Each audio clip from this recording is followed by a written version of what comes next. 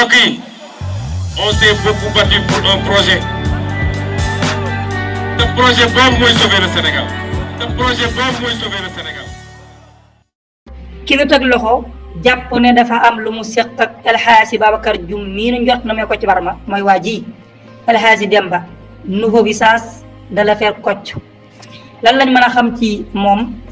Sénégal bind nañ ci ab article naka lañ ko jàppee ginnaaw bi ñu ko jàppee itam diggam ak enquête. Sénégal kon di wax ne division spéciale de cybersécurité teg nañu loxo ku nu njort ne kon présumé ku ñu njort daal complice la présumé complice ci El Hadji Babacar Dioum mii ñuy njort ne mooy Kocc Barma. kii El Hadji Assane Demba lay wuyoo ñoo daal moom mii nag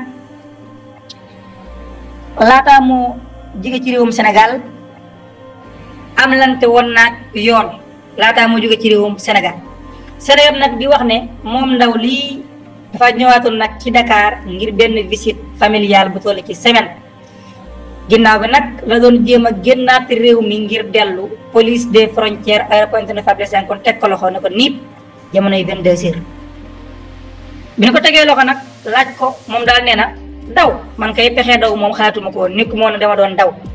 moom daal wax na ni ab volam bi nga xam ne moom la waroon a jël génn sax ñu waajaloon ko mardi dañu ko reporté woon ba jeudi ngir daal pour des raisons familiales loolu kon daal di xamle. bu ñu sukkandikoo ci source yoo xam ne jege nañ dossier bi Sénégal yëpp ñooy wax de enquêteurs yi ba ñu ñëwee ci aéroport après 23h. lañ fa daal di ñëw ngir teg loxo El Hadji Assane Demba mii daal di ko yóbbu nag kilo ko yu DSC ci jamono yi minuit tàmbali ko nag laaj ay waxtu yu bari kon laaj nañ ko moom nag am na lu mu wuuteeg kii ñu jàpp njot na mooy Kocc Barma ndax moom suñ Demba mi bi ñu ko tegee loxo daal téléphone moom nangu na kaa jox enquêteurs yi ngir ñoom ñu mën caa dugg mën a xam la nekk ci biir téléphone am ba tey buñ sukkandikoo ci Sénégal ñuy wax de ñu ne kon équipe yi nga xam ne commissaire Djidiack Faye ñoo daal di kon jiite mais enquêteurs yi rek ñoom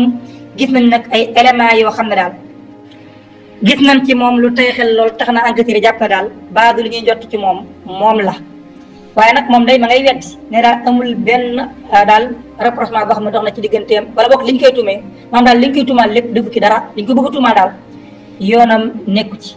police yi nag bokk na ci lañu ko laaj moo di recherche yi mu doon def ci en ligne ñeel délégation judiciaire bi nga xam ne kon dogal la bopp si d'instruction bi yor dossier bi moo ko daal def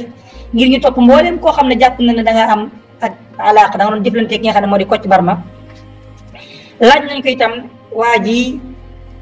gis na ne daal yow mbir mi am nga ci intérêt daal mel na ne mbir mi xaw na laa yitteel ndax bi ñu gëstoo ci moom ci ay recherche yu mu doon def léegi nag moom aljumaa ñaar fukki fan ak juróom ci weeru sulet El Hadji Assane Demba mii ñu digluwaat ko beneen yoon ci teewaayu ay avocat bu ñu sukkandikoo ba tey ci Sénégal ñuy wax ne enquêteurs yi daal dinañu koy nag présenté bii yoon ay capture d'écran ak daal conversation yoo xam ne daal mel na ne arrestation bu Kocc Barma bokk na ca fës na ca